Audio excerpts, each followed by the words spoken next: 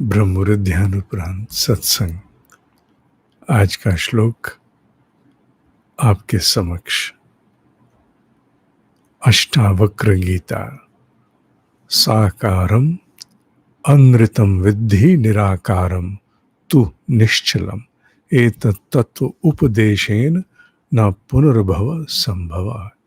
हे जनक, शरीर आदि को तू मिथ्या जान और इस निराकार निश्चल आत्म तत्व को ही नित्य जान। इस यथार्थ उपदेश से फिर संसार में उत्पत्ति नहीं होती है।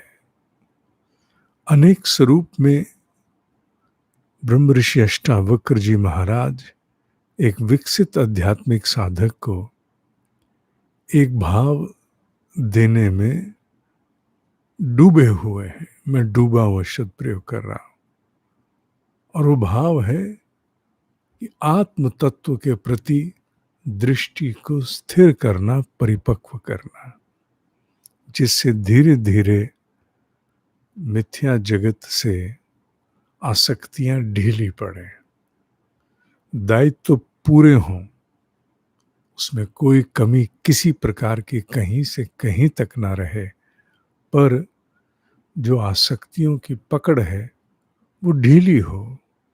अपने आप को बार बार उस सत्य का स्मरण कराने से कि ये संसार अनित्य है, जो सामने दिखता है, जिसके लिए किसी साक्ष्य की आवश्यकता नहीं है कि कोई मुझे इसके विषय में साक्ष्य दे, सिद्ध करे कि ये जगत मिथ्या नहीं है, जगत अनित्य है। फिर भी यहाँ आए हम अपने कर्म बंधनों के क्षय के लिए हैं, और कर्म बंधनों का क्षय दायित्व की पूर्ति और आत्म परिष्कार से ही संभव है। इसलिए हे जनक, अपने आप को सदा स्मरण कराओ कि तुम निश्चल निर्विकार निराकार आत्म तत्व हो। इस स्मरण कराने से धीरे धीरे वो अवस्था आती है कि फिर इस संसार में पुनः नहीं आना होता। ये भाव ब्रह्म ऋषि अष्टावक्र जी महाराज एक विकसित आध्यात्मिक साधक जनों को दे रहे हैं।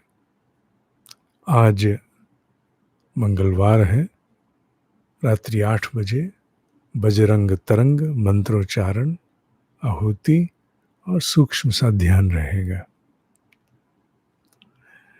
ध्यान योग पूर्ण होने के उपरांत श्रीमद् भगवद गीता में अब भक्ति योग आरंभ होने जा रहा है। 14 सितंबर से भक्ति योग आरंभ होगा, हिंदी इंग्लिश दोनों में।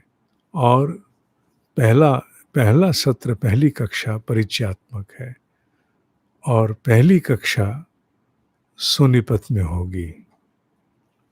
ओम ही सत्य है, ओम ही सत्य है, ओम ही सत्य है।